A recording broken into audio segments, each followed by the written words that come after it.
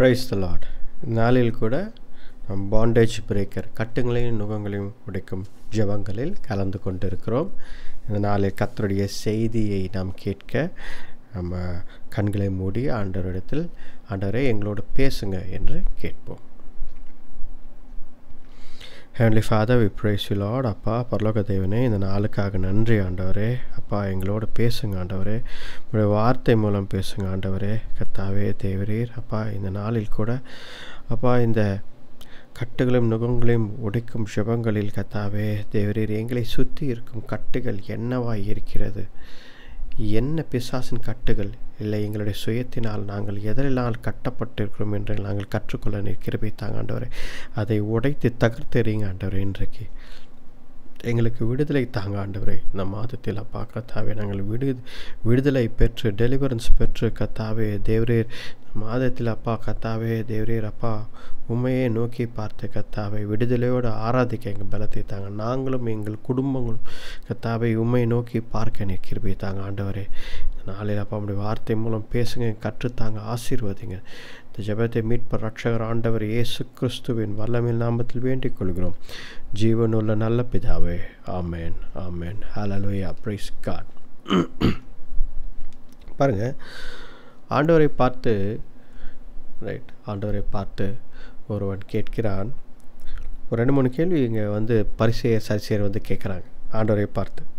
அப்போது ஆண்டவரை மடக்க வேண்டும், அவங்க ஆண்டவரை கார்னர் பண்ணணுன்றதுக்காக என்ன பண்ணுறாங்கன்னா சதிசேயர். இவர்கள் யார் என்றால் இவர்கள் உயிர்த்தெழுதலை நம்பாதவர்கள். உயிர்த்தெழுதலை நம்பாதவர்கள். இவர்கள் என்ன செய்கிறார்கள், ஆண்டவரிடத்தில் இந்த மாதிரி ஒரு மனிதன் ஒரு பெண்ணை திருமணம் செய்து கொண்டான். அதுக்கப்புறம் அந்த மனிதன் இறந்து விட்டான்.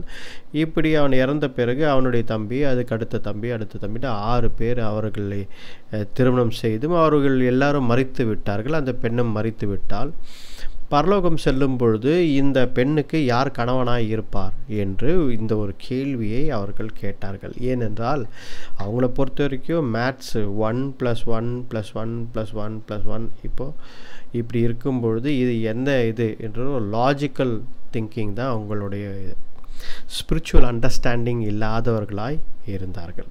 பாருங்கள், ஆண்டவர் அதை தான் இந்த இடத்துல பேசுகிறார். ஆண்டவர் இந்த மார்க் எழுதின சுவிசேஷம் நீங்கள் பாருங்கள், மார்க் எழுதின சுவிசேஷம் 12ஆம் அதிகாரம் 24ஆம் வசனத்தில் ஆண்டவர் சொல்கிறாரு, Are you not in error because you do not know the scriptures or the power of God? 2 காரியங்கள் உங்களுக்கு தெரியவில்லை என்கிறார். நீங்கள் எரர், நீங்கள் தவறாக பேசுகிறீர்கள், தவறாக எண்ணிக்கொள்கிறீர்கள். உலகத்தின் ஸ்டாண்டர்டுக்கு பேசுகிறீங்க, ஆவிக்குரிய ஸ்டாண்டர்டில் நீங்கள் இல்லை என்றார். எதனால் அப்படின்னு பார்த்தீங்கன்னா 2 காரியங்கள் சொல்கிறார். ஒன்று, உங்களுக்கு வேதம் தெரியவில்லை. You are not well versed in the Bible. You are not meditating on the Bible. வேதத்தில் தியானம் செய்ய மாட்டேன்னு இருக்கீங்க. பாருங்கள், சங்கீதம் 1:1 அதிகாரம் முழுதுமாக பார்த்தோம் என்றால் தாவீது வேதத்தில் தியானித்தான், இரவும் பகலும் தியானித்தான் என்று போட்டிருக்கு. பாருங்கள், ஆண்டவர் பேசுகிறது, ஆண்டவர் நமக்கு சொல்வது, ஆண்டவர் நமக்கு என்ன என்று சில காரியங்களை சுட்டி காட்டுகிறார். அது எப்படி நடக்குதுன்னு பார்த்தீங்க அப்படின்னா இந்த பரிசுத்த வேதாகமம் மூலமாக தான், கர்த்தருடைய வார்த்தை மூலமாக தான் நமக்கு எல்லாம் தெரிகிறது. அப்போ இந்த இடத்துல இவர்கள் கேட்கும் பொழுது ஆண்டவர் அவர்களை பார்த்து, நீங்கள் இதை தவறாக புரிந்து கொண்டு இருக்கிறீர்கள், உங்களுடைய கண்ணோட்டம் தவறாக இருக்கிறது என்கிறார். உங்களுக்கு வேதம் தெரியவில்லை என்கிறார். பாருங்கள், இன்றைக்கு ஆண்டவர் நம்மை பார்த்தும் அதுதான் சொல்கிறார்.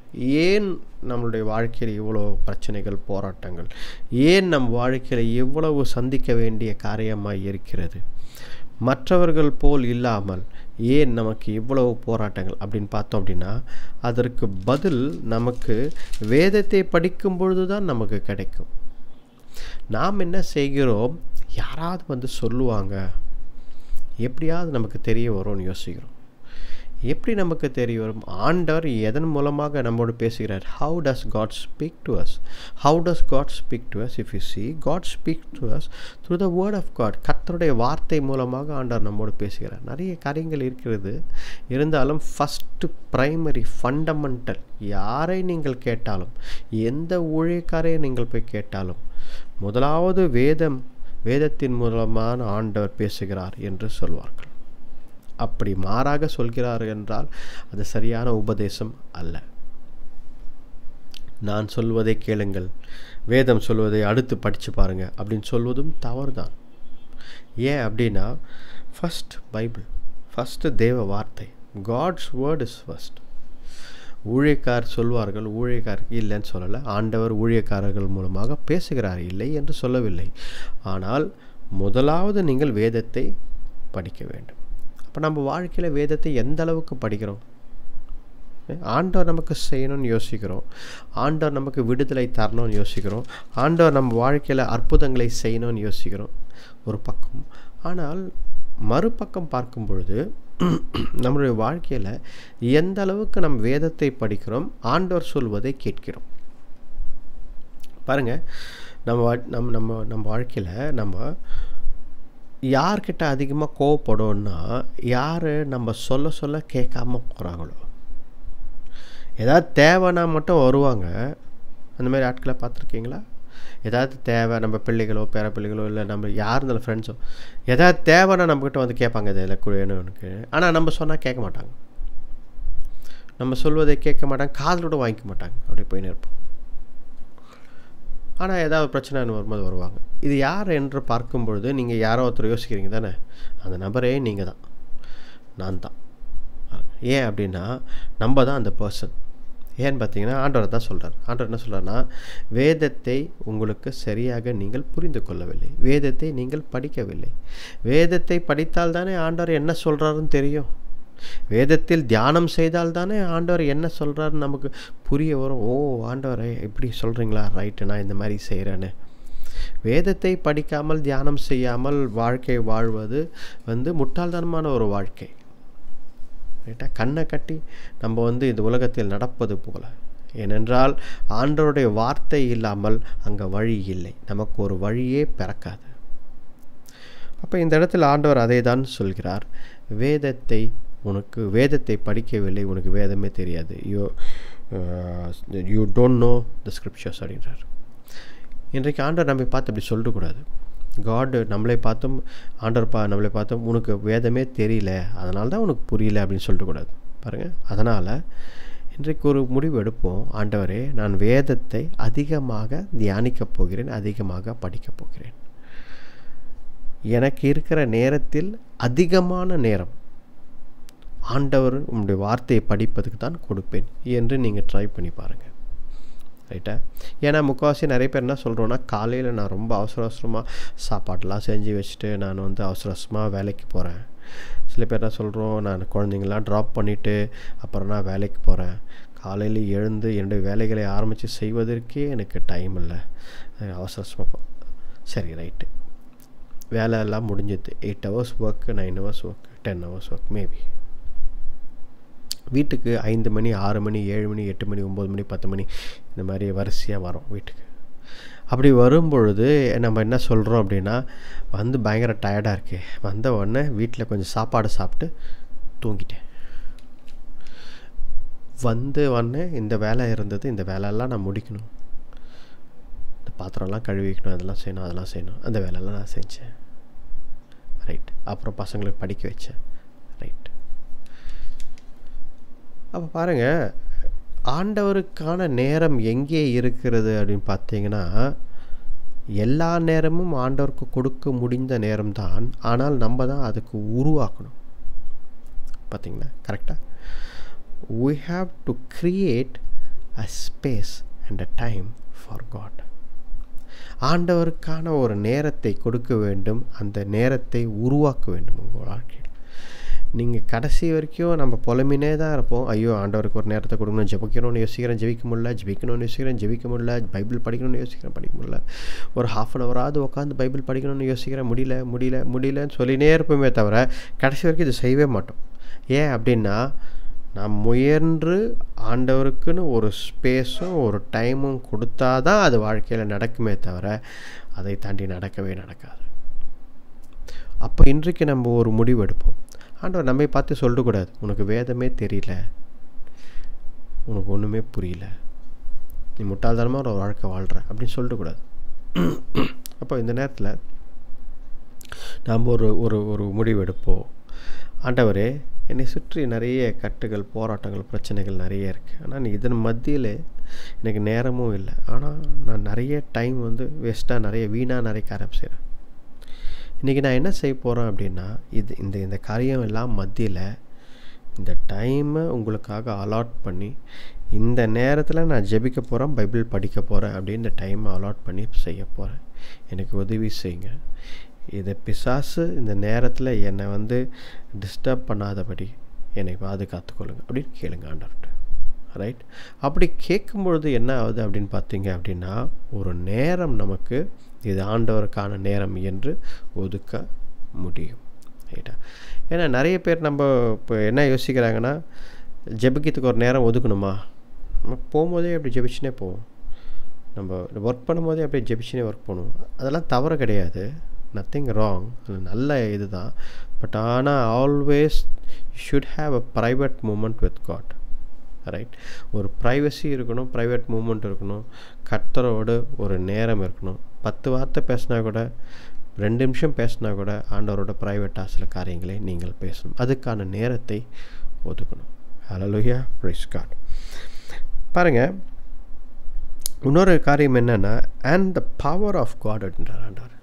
இந்த இடத்துல ஆண்டவர் எதற்காக இதை சொன்னார் என்பது நீங்கள் புரிந்து கொள்ள வேண்டும். ஆண்டவர் என்ன சொல்கிறார்னா, கர்த்தருடைய வல்லமை, கர்த்தருடைய அதிகாரம், கர்த்தரால் என்ன செய்ய முடியும் என்பதை நீங்கள் அறியாமல் இருக்கிறீர்கள் என்றார். கர்த்தரால் என்ன செய்ய முடியும் அப்படின்றது நாம் அறிந்து கொள்ள வேண்டும். இது ரொம்ப ரொம்ப ரொம்ப முக்கியம் நம்ம வாழ்க்கையில். நிறைய பேருக்கு இதில் வந்து தெரியவே தெரியல. அதாவது ஃபார் எக்ஸாம்பிள் வந்து ஒரு கிட்டாரை வாசிக்கணும், இல்லை ஒரு கீபோர்டை வாசிக்கணும், மியூசிக் இன்ஸ்ட்ருமெண்ட்டை வாசிக்கணுன்னா அதை பற்றி இருக்கிற அறிவு, அதை பற்றி இருக்கிற நாலேஜு, புத்தகம் படித்த இதெல்லாம் வந்து வைத்து நம்மளால் வாசிக்க முடியாது. ஏன் அப்படின்னா, ப்ராக்டிஸ் இருக்கணும், வாசித்து இருக்கணும், வாசித்து பார்த்துருக்கணும். கரெக்டுங்களா இல்லையா? சரி, பவர் ஆஃப் காட் அப்படின்னு சொல்லும் பொழுது, கர்த்தருடைய வல்லமைன்னு சொல்லும் பொழுது, வெறும் நம்ம வந்து ஓகே, நமக்கு அறிவு ஒரு சில விஷயங்கள் சொல்லுது. என்ன சொல்லுது அப்படின்னா, ஓகே, நான் ஆண்டவர் இதெல்லாம் செய்வார், என் வாழ்க்கையில் செய்ய முடியும் அப்படின்னு நம்ம ஒரு நாலேஜ் இருக்கணும். ஃபார் எக்ஸாம்பிள் வந்து ஆண்டவர் வந்து குருடர்களை கண்களை திறந்தார், சுகமளித்தார். அப்போ ஆண்டவரால் இதை செய்ய முடியும். எஸ், ஐ நோ, நான் படிச்சிருக்கேன். ரைட்? ஆண்டவர் குஷ்டரோகிகளை சுகமாக்கியிருக்கிறார். நான் படிச்சிருக்கேன். கரெக்டு, எனக்கு தெரியும், எனக்கு நம்பிக்கை இருக்கு, எனக்கு தெரியும், நான் படிச்சிருக்கேன். ஆண்டவர் அதை செய்வார். இந்த மாதிரி நாலேஜ் அண்ட் அண்டர்ஸ்டாண்டிங் இருப்பதை வைத்துக்கொண்டு கர்த்தருடைய வல்லமையை நம் வாழ்க்கையில் அனுபவிக்க முடியாது. பிகாஸ் அந்த நாலேஜாக தான் இருக்கும். அதை நம்ம வாழ்க்கையில் இம்ப்ளிமெண்ட் பண்ணியிருக்க மாட்டோம்.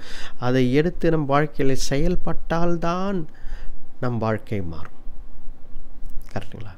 நிறைய பேர் என்ன பண்ணுறோம் அப்படின்னா, அறிவு, நம்மளுடைய கர்த்தரை பற்றி இருக்கிற அறிவு, வேத ஞானம் அறிவு எல்லாம் அது அங்கேயே இருக்குது, அது வாழ்க்கையில் செயல்படவில்லை.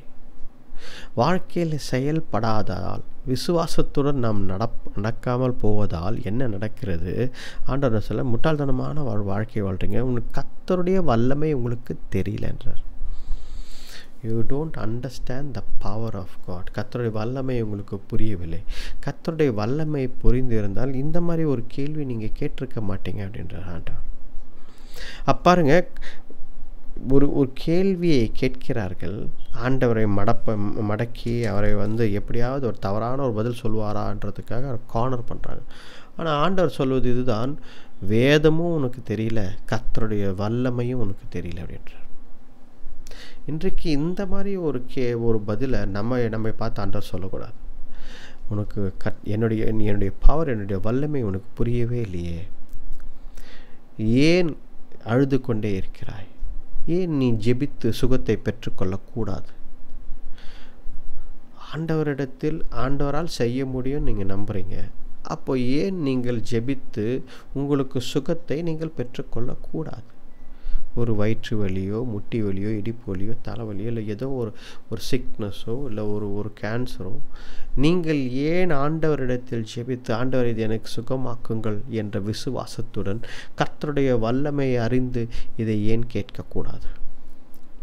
கேட்கலாம் அல்லவா?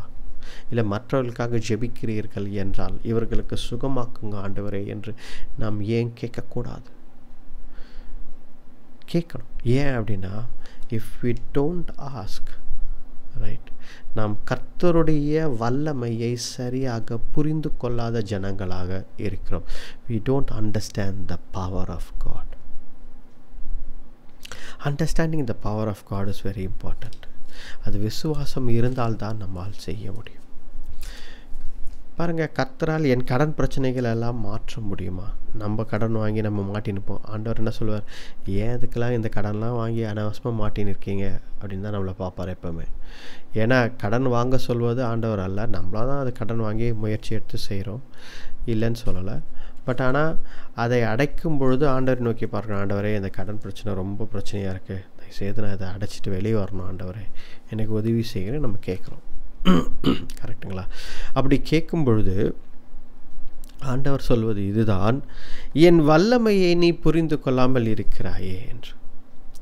ஆண்டவரால் முழுதுமாக நம்மளுடைய கடன் பிரச்சனைகளிலிருந்து, நம்மளுடைய தோல்வியிலிருந்து, எல்லாவற்றிலும் நம்மை முழுதுமாக வெளியே கொண்டு வர முடியும். அவருக்கு வல்லமை இருக்கிறது. இன்றைக்கே அவரை நம்புங்கள். அவர் வல்லமையை நம்புங்கள். அவரால் செய்ய முடியும் என்று நம்புங்கள். அந்த நம்பிக்கையோடு நின்று விடாதீர்கள். அந்த நம்பிக்கையை செயலில் கொண்டு வாருங்கள். ஹல்லேலூயா. You bring your faith into practice. Correct. விசுவாசிக்கிறேன் என்று சொல்லி அதை செயலில் கொண்டு வராமல் இருக்கிறவர்கள் வேஸ்ட். ஏனென்றால் நிறைய பேர் நான் பார்க்குறேன், நிறைய பேர்கிட்ட பேசுகிறேன், நான் விசுவாசிக்கிறேன் பிரதர், நான் செய்கிறேன், நான் விசுவாசிக்கிறேன், ஜெபிச்சு கொண்டே இருக்கிறேன். நான் சொல்வேன், நீங்கள் விசுவாசிக்கிறீங்க, ஆண்டவர் இதை செய்வார்னு நம்புகிறீங்க, அப்போ ஏன் நீங்கள் இது ஒரு முயற்சி எடுக்கக்கூடாது?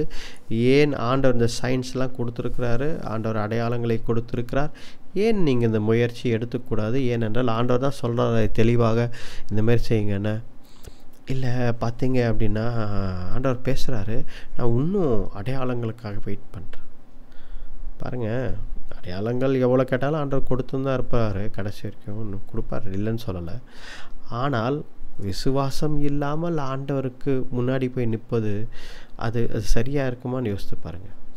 கர்த்தருடைய வல்லமையை நாம் புரிந்து கொள்ளாமல் இருந்தால், if you don't believe and trust and understand the power of God, then it's very difficult. நான் இன்றைக்கி கூட ஜெபித்து கொண்டிருக்கும் போது ஆண்டவர்கிட்ட நிறைய விஷயங்கள் ஆண்டவர்கிட்ட கேட்டிருந்தேன். ஆண்டவரே, இதெல்லாம் நடக்கணும், ஆண்டவரே இதெல்லாம் நிறைய விஷயங்கள் இருக்கிறது, சர்ச் கட்டணும், இந்த மாதிரி நிறைய விஷயங்கள் இருக்கிறது அப்படின்னு சொல்லி.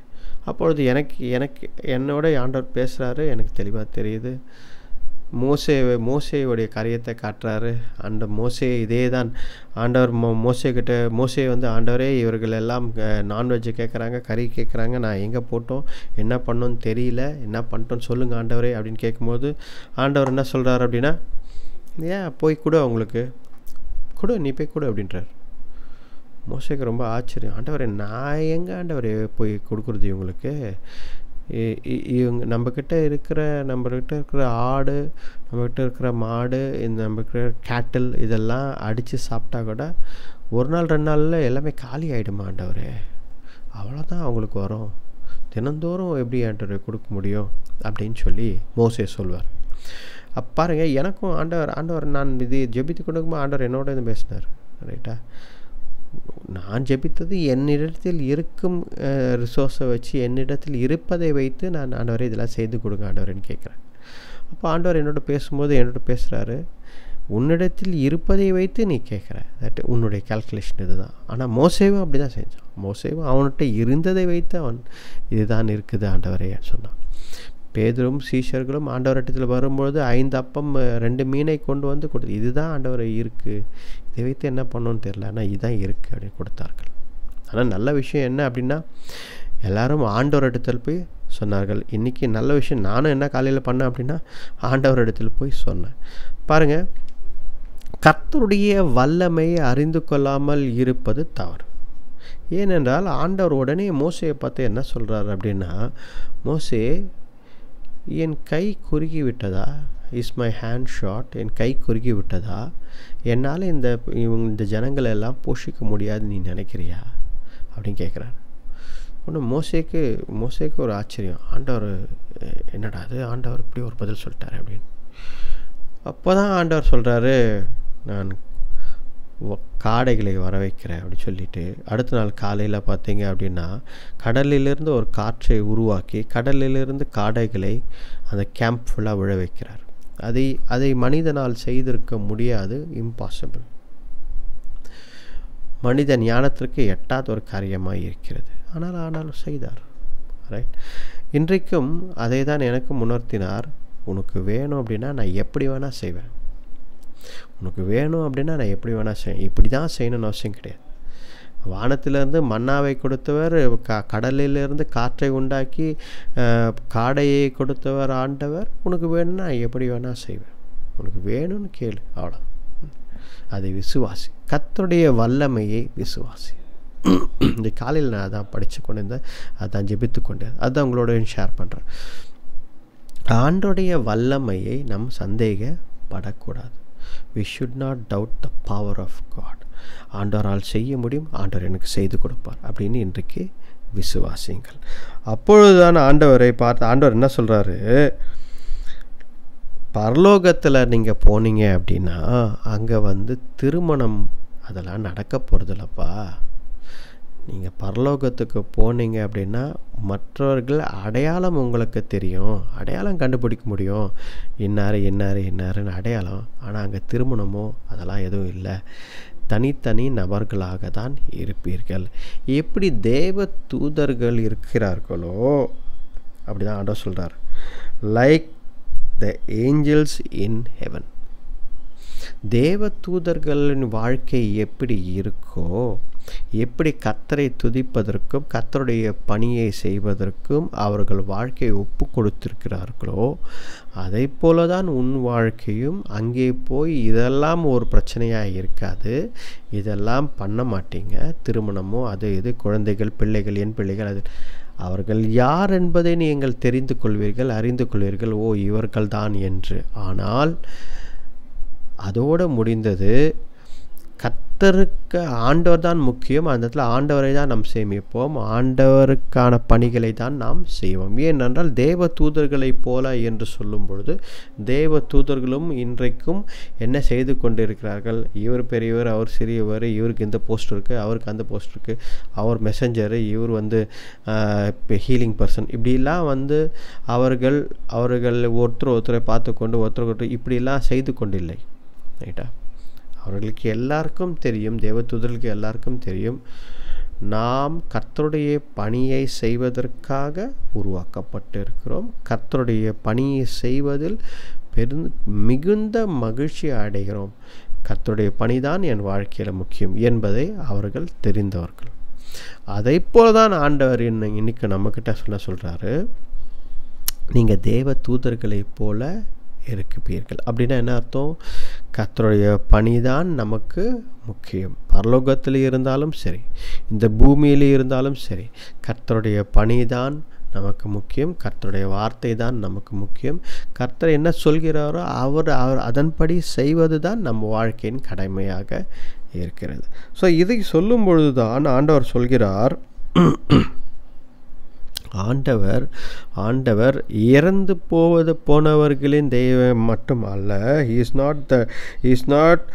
God is not of the dead but of the living.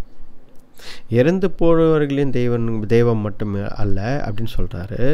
ஆனால் அவர்கள் ஜீவிக்கிறவர்கள் லிவிங் பர்சனோடைய ஆண்டவராக இருக்கிறார் என்று சொல்கிறார்.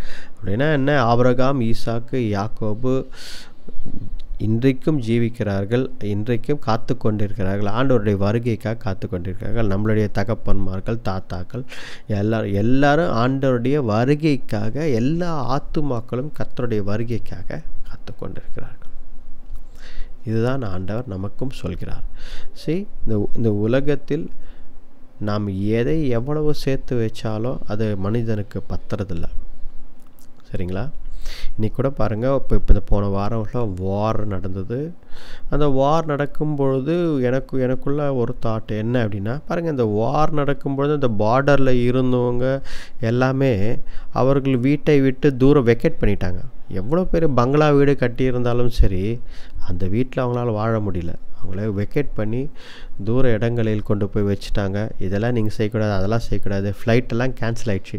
எங்கேயாவது போகணுன்னு யோசித்தாங்க. ஊருக்கு போனோம், முக்கியமாக ஒரு இடத்துக்கு போக முடியல. ஏன்னா எல்லா ஃப்ளைட்டும் கேன்சல்டு, ரோட்ஸ்லாம் பிளாக் பண்ணிட்டாங்க, போர் இருந்த நேரங்களில். ரைட்டா? பாருங்க, நம்ம வைத்திருக்கும் காரியங்கள், நீங்கள் சொத்தாகவோ செல்வாக்கு இதெல்லாம் நம்பி இருக்கும் பொழுது நல்லா இருக்கும்போது இருக்கும். ஆனால் போரோ இல்லை ஒரு நாட்டில் ஒரு பிரச்சனையோ காரியம் ஏதாவது இருந்தால் அந்த நேரத்தில் என்ன நடக்கும்? நாம் சேர்த்து வைத்தது, நாம் சொத்து, அதெல்லாம் முக்கியம் இல்லை. கரெக்டாக? இதுதான் சாதாரணமாக எளிமையாக இந்த உலகத்தில் நடந்து கொண்டிருக்கிறது. ஆண்டவர் இதுதான் சொல்கிறாரு. ஒரு மற்ற நாடுகள்லாம் இப்போ மற்ற இந்த யுக்ரைன் இந்த மாதிரி நாடுகள்லாம் பார்த்திங்கன்னா நிறைய பேர் அவர்கள் வீடெல்லாம் எவ்வளோ பெரிய வீடெல்லாம் வைத்திருந்தாங்களாம் விட்டு இன்றைக்கி எங்கெங்கேயோ போயிட்டாங்க. சூழ்நிலை நிறைய மாறிக்கொண்டே இருக்கிறது. கர்த்தருடைய வருகை வருகிறது. கர்த்தருடைய வருகை வருவதால் நிறைய காரியங்கள், நிறைய சைன்ஸ் அண்ட் ஒண்டர்ஸ் ஆண்டவர் இந்த 13ஆம் அதிகாரம் நீங்கள் படித்து பார்த்தீங்க அப்படின்னா ஆண்டவர் நிறைய சைன்ஸ், அடையாளங்களை சொல்லிக்கொண்டே வரார். கடைசி நாட்களில் என்ன நடக்கும், கடைசி நாட்களில் எப்படி நான் தான் ஆண்டவர், நான் தான் கிறிஸ்து மேசையா, நான் தான் என்று சொல்லிக்கொண்டு எவ்வளோ பேர் வருவாங்க. இன்றைக்கும் நடந்து கொண்டு இருக்கிறது. போர் நாடுகளுக்கு எதிராகவும் தேசங்களுக்கு எதிராகவும் இப்படி எழுந்து போர் செய்வார்கள். இன்றைக்கும் நம்ம பார்த்துக்கொண்டு எங்கேயோ நடந்ததுன்னு யோசிச்சிருந்தோம். கடைசியப்போ தான் இந்தியா பாகிஸ்தான் சொல்லிட்டு இங்கேயே நடக்கிறது, நம்ம நாடுகளிலே நடக்கிறது. அப்படி அதனால் எங்கேயோ நடக்கிறது, என்னவோ நடக்கிறது, யாருக்கோ நடக்கிறது என்று நினைத்து கொண்டிருக்கும் நம்மை ஆண்டவர் என்ன பேசுகிறார்? இன்றைக்கி எங்கேயும் நடக்கலை, இங்கேயும் நடக்குது அப்படின்னு காட்டுறார்.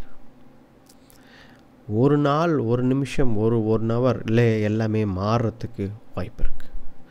கடைசி நாட்களில் இருக்கிறோம் நாம். ரைட்டா? கடைசி நாட்களில் இருக்கிறோம். எல்லாமே ஒரு போரின் சூழ்நிலையில் தான் இருக்கிறது, முக்கியமாக நாடுகள், எல்லா நாடுகளும்.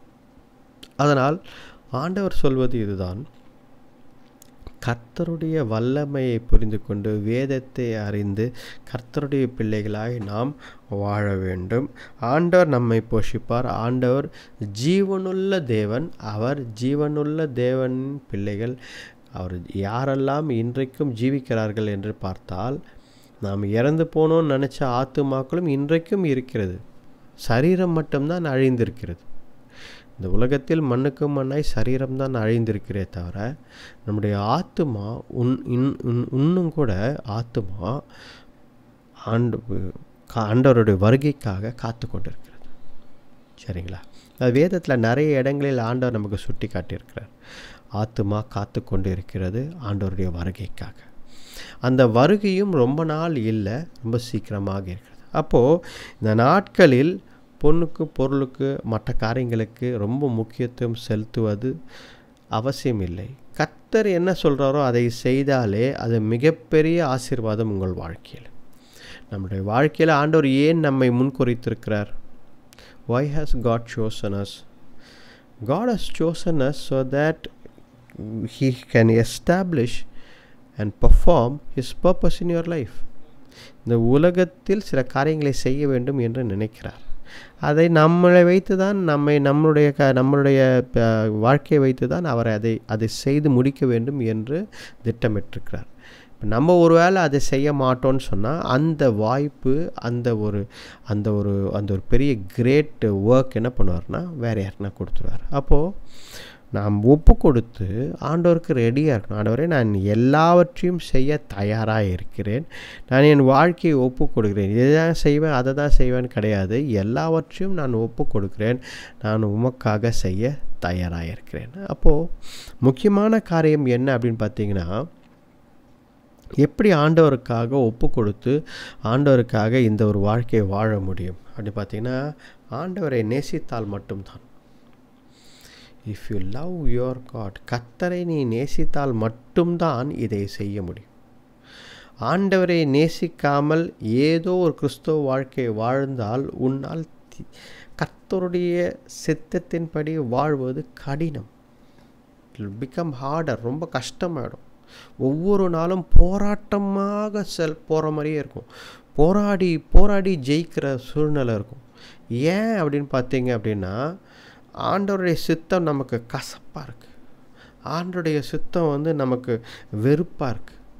இப்படி தான் போனோமா, இவ்வளோ கஷ்டமாக இருக்கே, மற்றவங்களாம் அப்படி இருக்காங்களே, மற்றவர்களை பார்க்காதீர்கள், ஏனென்றால் கர்த்தர் உங்களை தேர்ந்தெடுத்திருக்கிறார் இந்த ஒரு பணிக்காக, இந்த ஒரு காரியத்திற்காக. இதை நாம் வாழ்க்கையில் செய்ய வேண்டும், நீங்கள் சாட்சியாக இருக்க வேண்டும், இந்த உலகத்தில் நாம் ஒளியாக இருக்க வேண்டும், உப்பாக இருக்க வேண்டும் என்று ஆண்டவர் நம்மை முன்குறித்திருக்கிறார். that is the greatest blessing that you can have. அப்போது கர்த்தரை நீ நேசித்தால் மட்டும்தான் இதை செய்ய முடியும். ஆண்டவருக்கு சாட்சியாக எப்படி நிற்க முடியும்? Only when you love God. கர்த்தரை நேசித்தால் மட்டும்தானே இதை செய்ய முடியும். நேசிக்காமல் இருப்பவர்கள் ஏனோ தானோ என்று இருப்பார்கள் கிறிஸ்துவ வாழ்க்கை. ஆண்டவரை பாருங்கள், நம்ம ஒருத்தரை எப்போ ஒரு அம்மாவையோ அப்பாவையோ இல்லை ஏதோ ஒன்று நம்ம யாரை ரொம்ப அதிகமாக நேசிக்கிறோமோ அவர்களுக்காக எதை வேண்டுனாலும் நான் செய்வேன் என்று நாம் முன்னாடி வருவோம். கரெக்டுங்களா இல்லையா? என் பிள்ளைகளோ இல்லை நண்பர்களோ யாரோ ஒருத்தர் நான் அதிகமாக இவர்களை நேசிக்கிறேன் என்று சொன்னால் அவர்களுக்காக எதை வேணாலும் நான் செய்வேன் என்று நீங்கள் முன்னாடி வருவீங்க. கரெக்டாக இல்லையா? அதை தான் இன்றைக்கு ஆண்டவர் சொல்கிறார், நீ கர்த்தரை நேசித்தால் நான் ஆண்டவருக்காக எதை வேணாலும் என் வாழ்க்கையில் செய்வேன் என்ற ஒரு முடிவை எடுப்பாய். கர்த்தரை நேசிக்காதவர்கள் என்ன செய்வார்கள்? என்னால் என் வாழ்க்கையில் இதை மட்டும்தான் செய்ய முடியும், இதை தாண்டி என்னால் செய்ய முடியல, என்னால் இது எல்லாம் தடுக்குது, அதெல்லாம் என்ன தடுக்குது, இதனால் என்னால் செய்ய முடியல அப்படின்னு காரணங்களை காட்டி நாம் வாழ்க்கையை வாழ்ந்து கொண்டிருப்போம். கர்த்தருடைய சித்தத்தை நம் வாழ்க்கையில் நிறைவேற்ற வேண்டும் என்றால் நீங்கள் உங்களுடைய இருதயத்தில் இஃப் யூ லவ் காட், கர்த்தரை நேசித்தால் மட்டும்தான், கர்த்தர் மேல் அன்பு செலுத்தினால் மட்டும்தான், உண்மையான அன்பு இருந்தால் மட்டும்தான் இதை செய்ய முடியும். அதற்கு தான் ஆண்டவர் வசனத்தில் என்ன சொல்கிறார் அப்படின்னா, உலகத்திலேயே சிறந்த கட்டளை எது அப்படின்னு ஒருத்தர் கேட்குறாரு. அவருக்கு ஆண்டவர் சொல்வது இதுதான், உலகத்திலேயே சிறந்த கட்டளை நீ உன் ஆண்டவராகிய உன் கடவுளை அவரை உன் முழு இருதயத்தோடும் உன் முழு ஆத்மாவோடும் உன் முழு சரீரத்தோடும் உன் முழு பலத்தோடும் ஆண்டவரை நீ ஆராதி, சேமி, லவ் த லார்ட், நேசி அப்படின்றார். அப்போது ஆண்டவரை நீ முழு பலத்தோடு முழு இருதயத்தோடு முழு மனதோடு நீ ஆண்டவரை சேமித்தால் ஆண்டவர் உங்கள் வாழ்க்கையில் அவர் சித்தத்தை நிறைவேற்றுவார். நிறைய பேர் என்ன யோசிப்போம், இப்போ இவ்வளோ நேரம் கேட்டதில் நான் என்ன யோசிப்போன்னா, என் வாழ்க்கையில் கர்த்தர் சித்தத்தை நிறைவேற்றுறார் அப்படின்னா அதில் என்ன இருக்குது அப்படின்னு நம்ம யோசிப்போம். வாட் இஸ் தேர் அப்படின்னு பாருங்கள். நம்ம உருவாக்கப்பட்ட நோக்கம்னு ஒன்று இருக்குது. நான் அடிக்கடி யோசிப்போல, நான் ஏன் உருவாக்கப்பட்டிருக்கேன், ஏன் இந்த ஊரில் பிறந்தேன், ஏன் நான் இங்கே இருக்கிறேன், எதற்காக உருவாக்கப்பட்ட பர்பஸ் ஆண்டவருக்கு நல்லா தெரியும். நமக்கு தெரியுதோ இல்லையோ கர்த்தருக்கு தெரியும். ஏன்னா அவர் தான் நம்மளுடைய சிருஷ்டிகர், அதை விசுவாசிக்கிறீர்கள். கரெக்டாக இல்லையா? ஆண்டவர் தான் என்னை சிருஷ்டித்தார்னு விசுவாசிக்கிறீங்க. அப்போது ஆண்டவர் சிருஷ்டித்தார் என்றால், அவர் உருவாக்கி இருக்கிறார் என்றால், இது பர்பஸ் என்ன? இந்த நபரை வைத்து, இவர்களை வைத்து என்ன செய்ய வேண்டும், இவர்கள் எங்கே சாட்சியாக இருப்பார்கள், என்ன செய்வார்கள், யாருக்கு உதவி செய்வார்கள், எப்படி வாழ வேண்டும் என்பதை எல்லாம் ஆண்டவருக்கு நன்றாக தெரியும். கரெக்டாக இல்லையா? அதனால்தான் கர்த்தரை நீங்கள் நேசிக்கும் பொழுது, if you love the Lord your God, then God will change your life. உன் வாழ்க்கையை மாற்றுவார். உன்னை சுற்றி இருக்கும் கட்டுகள், உன்னை சுற்றி இருக்கும் பிரச்சனைகள், போராட்டங்கள் எல்லாம் உடைந்து போகும், எல்லாம் தகர்ந்து போகும், எல்லாம் விலகி போய்விடும். ஏனென்றால் நீ கர்த்தருடைய பிள்ளை. ஆண்டவர் உன் வாழ்க்கையை பார்த்துக்கொள்வார். அல்லேலூயா. கர்த்தருடைய பிள்ளையாக இருக்கிறவர்கள் எதை பற்றியும் கவலைப்பட வேண்டிய அவசியம் இல்லை. ஏனென்றால் ஆண்டவர் பார்த்துக்கொள்வார். சூழ்நிலைகள் மாறலாம். நிறைய காரியங்கள் நம்ம சுற்றி இருக்கும் காரியங்கள் எல்லாம் பார்த்தா ரொம்ப பேடாக இருக்கும். சிலதெல்லாம் பார்க்கும்போது அடடா இது ரொம்ப பேடாக இருக்கே, வாய்ப்பு இல்லை போல இருக்கே அப்படின்னு நமக்கு தோணும். ஆனால் ஆண்டவருடைய பிள்ளைகளை ஆண்டவர் பாதுகாப்பார். எப்படிப்பட்ட சூழ்நிலை இருந்தாலும் உங்களோட அவருக்கு நல்லா தெரியும், என்ன செய்யணும்னு தெரியும். தூதர்களை வைத்திருக்கிறார், நம்மளை கவனித்து கொண்டிருக்க தூதர்களை வைத்திருக்கிறார். நம்மளை பார்த்து கொண்டு அவர்களுக்கு என்ன தேவை என்பதை போய் சொல்வதற்கு, நமக்கு என்ன தேவைன்னு சொல்வதற்கு தூதர்கள் இருக்கிறார்கள். அவர்கள் போய் இது என்னன்னு சொல்கிறாங்க, என்ன நடக்குதுன்னு சொல்கிறாங்க. ஆண்டவர் நம்மை கவனித்து கொண்டே இருக்கிறார், நம் தேவைகளை அறிந்திருக்கிறார். அவருடைய சித்தத்தை நம் வாழ்க்கையில் நிறைவேற்றுமான்னு பார்த்து கொண்டே இருக்கிறார். அல்லேலூயா. பாருங்க, இந்த வசனங்கள் வார்த்தைகள் மூலமாக ஆண்டவர் சில காரியங்களை நமக்கு கற்றுக் கொடுக்கிறார். இதில் முக்கியமானது என்ன அப்படின்னா, இந்த மார்க் 13ஆம் அதிகாரத்தை நீங்கள் ஃபுல்லாக படித்து பாருங்கள். கடைசி நாட்கள் வந்தால் என்னென்ன நடக்கும், அதோடைய அடையாளங்கள் என்ன என்று ஆண்டவர் சொல்லும் பொழுது நான் படித்து கொண்டிருந்தேன். அந்த அதிகாரம் பெரிய அதிகாரம், நீங்கள் வீட்டில் போய் படித்து பாருங்கள். ஆனால் அதில் நடக்கிற காரியங்கள் எல்லாம் பார்த்தால் இந்த உலகத்தில் இப்போ நடந்து கொண்டு இருக்கிறது என்று தான் இருக்கிறது. ஏறக்குறைய அதில் எழுதப்பட்டிருக்கிற காரியங்கள் எல்லாம் இந்த உலகத்தில் நடந்து கொண்டு தான் இருக்கிறது.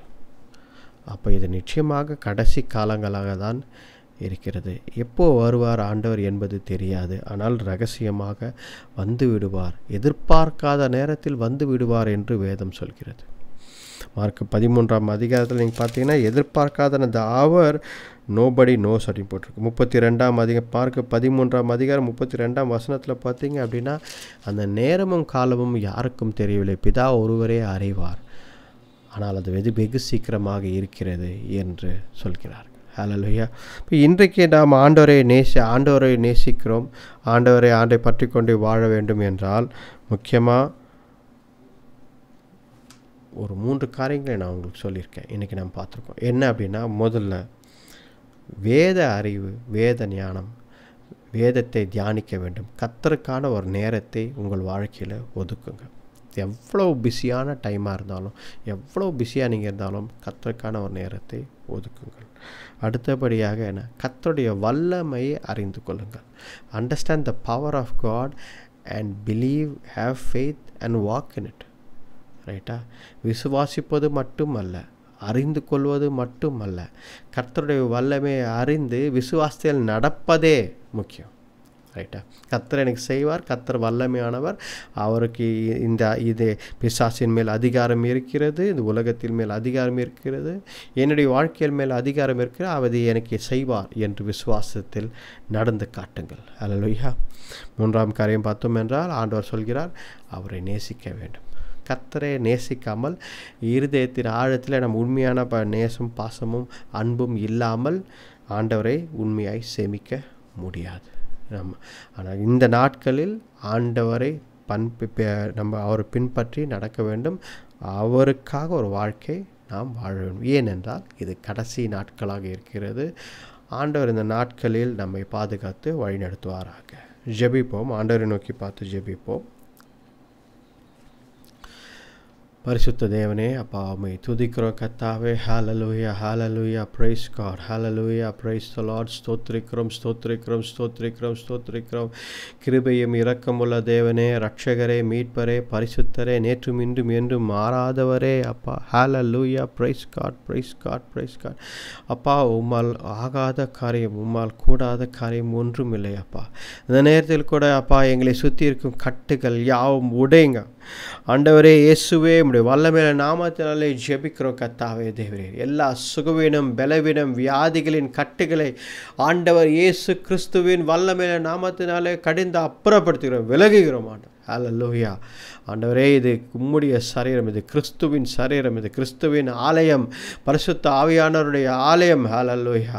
நாங்கள் சபித்து அப்புறப்படுகிறோம். எல்லா வியாதிகள், எல்லா பலவீனங்கள், சுகவீனங்கள் எது இருந்தாலும் எல்லாவற்றையும் ஆண்டவர் இயேசு கிறிஸ்துவின் நாமத்தினாலே விலக்கி அப்புறப்படுத்துகிறோம் ஆண்டவரே. ஹalleluya praise God hallelujah. சுகவீனமாக இருக்கும் எல்லா பிள்ளைகளையும் உம்முடைய நாமத்தினாலே அப்பா தேவரே இப்பொழுதே தொடுங்க ஆண்டவரே. ஹalleluya praise God. We believe and we trust in you, Lord. We believe in your healing power, Lord. Hallelujah. உம்முடைய கர்த்தர் சுகமளிக்கும் வல்லமையுள்ள நாமத்தை விசுவாசிக்கிறோம் கர்த்தாவே. இப்பொழுதே விடுதலை உண்டாவதாக ஆண்டவரே. ஹalleluya praise God.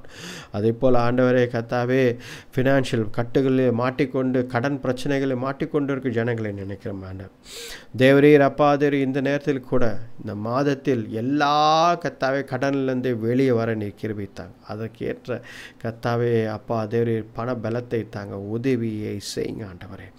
கர்த்தாவே, மறுபடியும் கடன் வாங்காதபடி என் தேவன் எல்லா கடன்களிலிருந்தும் இவர்களை வெளியே கொண்டு வாங்க ஆண்டவரே. அப்பா தேவரே, எங்களை எல்லாரும் கடன்கள் எதுவும் இல்லாதபடி வெளியே கொண்டு வந்து விடுதலையுடன் கர்த்தாவே தேவரே, ஃபைனான்ஷியல் ஸ்டெபிலிட்டியோட விடுதலையுடன் கர்த்தாவே தேவரே, இந்த வாழ்க்கையை வாழ உமக்கா கர்த்தாவே ஜீவிக்க நிற்கிறவைத்தாங்க. இந்த கட்டுகள் யாவும் உடைங்க ஆண்டவரே. என்னென்றால் பிசாசு இதன் மூலமாக குடும்பத்தில் சமாதானத்தை எல்லாத்தையும் கலைத்து விடுகிறான் ஆண்டவரே. பாதேவரே கர்த்தாவே, சண்டைகள், போராட்டங்கள், பிரச்சனைகள் எல்லாம் பணத்தை வைத்து சுற்றி சுற்றி நடந்து கொண்டிருக்கிறது ஆண்டவரே. ஆண்டவரே, குடும்பங்களில் சமாதானத்தை கொடுங்க ஆண்டவரே. இந்த குடும்பங்களில் சமாதான, கிறிஸ்துவ குடும்பங்களில் அப்பா சமாதானத்தை தாங்க. எல்லா கடன் பிரச்சனைகளை நீக்கி, பண கஷ்டங்களை நீக்கி அப்பா உம்மை நம்பி வாழும் அப்பா அந்த பலத்தை தாங்க கர்த்தாவே தேவரீர். உம்மை பற்றி கொண்டு ஜெபித்து பெற்றுக்கொள்ள ஒரு பலத்தை தாங்க. எது இருந்தாலும் நான் ஜெபித்தேன் ஆண்டவரிடத்தில் பெற்றுக்கொள்வேன் என்ற ஒரு பலத்தை தாங்க ஆண்டவரே. நீங்கள் உருவாக்குங்க ஆண்டவரே தேவரீர். எல்லாருக்கும் கர்த்தாவே தேவரீர், இந்த கட்டுகளை உடைங்க ஆண்டவரே. அப்பா கர்த்தா, எல்லா ஃபினான்ஷியல் கட்டுகளை உடைங்க ஆண்டவரே. கர்த்தா, கடன் பிரச்சனைகளை வெளியே கொண்டு வாங்க ஆண்டவரே. ஆண்டவரே தேவரீர் அப்பா உம்மை துதிக்கிறோம் கர்த்தாவே. ஊழியக்காரர்களுக்காக ஜெபிக்கிறோம். ஊழியங்களை செய்யும் பொழுது கர்த்தாவே தேவரீர் அப்பா இருக்கும் போராட்டம், பிரச்சனைகளை எல்லாவற்றையும் மேற்கொள்ள பலத்தை தாங்க ஆண்டவரே. நீங்கள் கூட இருந்து கர்த்தாவே தேவரீர் ஊழியக்காரர்களை ஆசீர்வதிங்க அப்பா தேவரீர். எல்லா இடங்களிலும் அப்பா சத்தியத்தை கர்த்தாவே தேவரீர் உடைய வார்த்தை போய் சேர நீர் கிருபை தாங்க. வேத வசனம் எல்லா இடங்களில் போய் சேர வேண்டும் ஆண்டவரே. உதவி செய்யுங்க ஆண்டவரே. அப்பா உம்முடைய நாமம் உயர்த்தப்பட வேண்டும் அப்பா. எல்லா தேசங்களிலும் உம்முடைய நாமம் உயர்த்தப்பட வேண்டும் அப்பா. வழிநடத்தி பலப்படுத்துங்க. உண்மையை துதிக்கிறோம் கர்த்தாவே. குடும்பங்களுக்காக ஜெபிக்கிறோம் அப்பா கர்த்தாவே தேவரீர். அப்பா நடக்க வேண்டிய அப்பா திருமணங்கள் நடக்க வேண்டிய அப்பா கர்த்தாவே தேவரீர், மற்ற நல்ல காரியங்கள் அப்பா குடும்பத்தில் நடப்பதாக ஆண்டவரே. ஹalleluya praise God hallelujah. குழந்தை கர்த்தாவே தேவரீர் பாக்கியம் இல்லாதவர்களுக்காக ஜெபிக்கிறோம். குழந்தை பாக்கியத்தை தாங்க ஆண்டவரே. குழந்தை பாக்கியம் கர்த்தாவே தேவரீர் அப்பா அந்த கற்பத்தின் கனியை கொடுங்க ஆண்டவரே. கற்பத்தை திறந்து அப்பா தேவரீர் கற்பத்தின் கனியை கொடுங்க ஆண்டவர். இந்த மாதம் கர்த்தாவே தங்கட்டும் ஆண்டவரே. அப்பா தேவரீர் ஜெபித்து கொண்டு அழுது கொண்டு குழந்தை பாக்கியம் இல்லையே என்று கேட்டுக்கொண்டிருக்கிற மக்களை கர்த்தாவே சந்திங்க ஆண்டவரே. இந்த மாதத்தில் கர்த்தாவே தேவரீர் சந்தோஷமான செய்தியை அவர்கள் வாழ்க்கையில் அப்பா தேவரீர் அவர்கள் சந்திக்க கர்த்தாவே தேவரீர் ஒரு பலத்தை தாங்க, பலப்படுத்துங்க. பலவீனமாய் யார் இருந்தாலும் தேவரீர் அப்பா குழந்தை இல்லாமல் பலவீனமாய் கர்த்தாவே தேவரீர் அப்பா டாக்டர்கள் சொல்லலாம் இது நடக்காது என்று. ஆனால் என் ஆண்டவர் அப்பா நீர் பலவீனமாய் இருக்கிறவர்களை பலப்படுத்தி அப்பா தேவரீர் நீரே கர்த்தாவே அவர்களுக்கு ஒரு குழந்தை பாக்கியத்தை தாங்க ஆண்டவரே. ஆண்டவரே தேவரீர் உம்மை துதிக்கிறோம் கர்த்தாவே. மட்டுமாக எங்களோடு இருந்ததற்காக நன்றி. எல்லாவற்றிலும் எல்லாமாய் இருக்கும் எங்கள் ஆண்டவரை வழிநடத்தி பலப்படுத்துங்க. எல்லா சுகத்தையும் பலத்தையும் தந்து ஆசீர்வதிங்க. ஒவ்வொரு மக்களுக்காக செபிக்கிறேன் ஆண்டவரே. கர்த்தாவே தேவரீர் இந்த நாளில் கூட கர்த்தாவே இந்த பாண்டேஜ் பிரேக்கர் ஜெபத்தில் கலந்து கொள்ள கிருபை தந்ததுக்காக நன்றி ஆண்டவர். ஒவ்வொருத்தரையும் ஆசீர்வதிங்க. விடுதலை அப்பா கத்த விடுதலை தாங்க. சங்கிலிகளிலிருந்து விடுதலை கத்தாவது. எல்லா கட்டுகளிலிருந்து விடுதலையை தாங்க ஆண்டவர். வழிநடத்தி பலப்படுத்துங்க. ஒவ்வொருத்தரையும் ஆசீர்வதிங்க. வார்த்தையை புரிந்து கொண்டு நடக்க கிருபை தாங்க. ஆசீர்வத்து வழி நடத்துங்க ஆண்டவரே. இம்மட்டுமா கத்தாவே எங்களோடு இருந்ததுக்காக நன்றி கத்தாவே. அப்பா தேர் எல்லாவற்றையும் உங்களுடைய கருத்தில் கொடுங்க. வழிநடத்தி பலப்படுத்துங்க. இந்த ஜெபத்தை மீட்பர் ரட்சகர் எங்கள் ஆண்டவர் இயேசு கிறிஸ்துவின் வல்லமையுள்ள நாமத்தில் வேண்டிக் கொள்கிறோம். ஜீவனுள்ள நல்ல பிதாவே. ஆமேன் ஆமேன். ஹல்லேலூயா, பிரைஸ் காட். இந்த நாளில் கூட கர்த்தர் நம்மை வழி நடத்துவாராக. இந்த பாண்டேஜ் பிரேக்கர் ஜெபங்கள் ஒவ்வொரு மாதமும் பார்த்தீங்க அப்படின்னா 2ஆம் வாரத்தில் நீங்கள் 3 நாட்கள் நடக்கும். நீங்கள் கலந்து கொள்ளுங்கள். உபவாசித்து ஜெபிக்கும் ஒவ்வொருத்தருக்கு எல்லாம் வரவங்க எல்லாம் உபவாசித்து ஜெபித்து கொண்டிருப்பார்கள். அவர்களோடு சேர்ந்து நீங்களும் உபவாசித்து ஜெபித்து கர்த்தருடைய ஆசீர்வாதத்தை பெற்றுக்கொள்ளுங்கள். ஹல்லேலூயா, பிரைஸ் காட்.